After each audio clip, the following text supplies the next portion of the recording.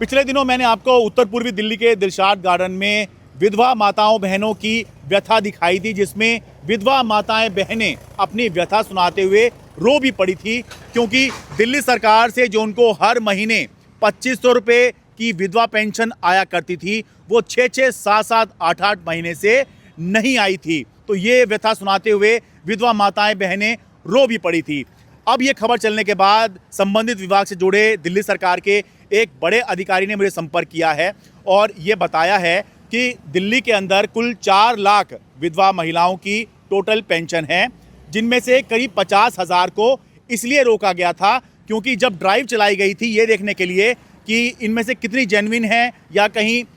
महिलाओं ने दूसरी शादी तो नहीं कर ली है, या कहीं उनका जो स्तर है जिसकी वजह से उनको विधवा पेंशन 2500 रुपये महीना दिया जाता है, कहीं वो उस स्तर में सुधार तो नहीं आ गया, क्या वाकई ये हकदार हैं या नहीं। तो जब ये ड्राइव चलाई गई थी तो वो उस समय अपने पते पर नहीं मिली थी, ऐसा उस अधिकारी का कहना था। लेकिन अब खबर चलने के बाद में ये निर्देश दे दिए गए हैं। उस अधिकारी ने मुझे बताया कि अब जो है ये संबंधित विभाग को और सभी ज़िलों में ये निर्देश दे दिए गए हैं कि जिन जिन महिलाओं ने अपने डॉक्यूमेंट्स सबमिट कर दिए हैं और ये दिखाई दे रहा है कि हाँ ये जेन्युइन है, तो उनकी पेंशन तुरंत जारी की जाए। मैं यहाँ साफ कर दूं कि मैं ना तो कोई एक माहौल बनाने के चक्कर में हूँ और ना ही सरकार का पक्ष लेने के चक्कर में हूँ। मेरा मकसद है कि अगर कोई परेशान हो रहा है, कोई गरीब है, कोई पीड़ित है, वंचित है, शोषित है, तो उसकी आवाज़ उठाई जाए और अगर सरकार कुछ बता रही है तो वो भी आपको बताया जाए, क्योंकि कुछ भी छुपाना मेरा मकसद नहीं है। तो सरकार अपनी तरफ से